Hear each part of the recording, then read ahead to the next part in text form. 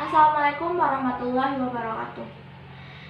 Dengan maraknya COVID-19 ini, saya ingin memberitahukan etika batuk dan bersin yang benar. Seringkali kita mengabaikan etika batuk dan bersin yang benar, sehingga kuman ataupun virus yang kita keluarkan akibat batuk dan bersin itu dapat menyebar dan terhirup oleh orang lain. Seperti lainnya, batuk dan bersin juga memiliki etika. Kebanyakan orang ketika batuk dan bersin, mereka menutup mulut dengan menggunakan telapak tangan. Padahal, hal itu dapat menyebabkan virus berpindah ke telapak tangan dan bisa menyebar melalui sentuhan ataupun berjabat tangan. Hal itu adalah hal meskipun tujuannya benar, tapi hal itu belum tentu benar.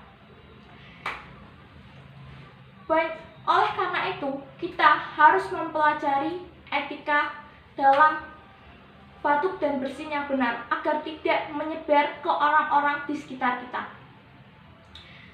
Pertama, ketika kita batuk dan bersin, tutup mulut menggunakan tisu. Setelah tisu digunakan, lalu buang ke tempat sampah.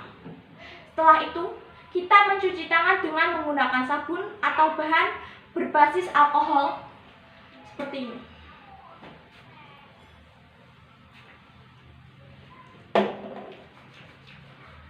Gosok tangan ke seluruh telapak tangan agar pastikan benar-benar sudah bersih. Tutup kembali.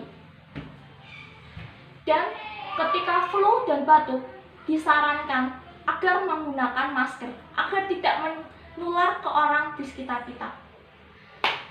Dan ketika kita menggunakan masker, jangan pernah menaruh masker di leher, karena apabila dipakai kembali, kuman dan virus itu dapat menyebar kembali. Sekian dari saya, semoga apa yang saya jelaskan ini dapat bermanfaat bagi orang banyak, dan terima kasih. Wassalamualaikum warahmatullahi wabarakatuh.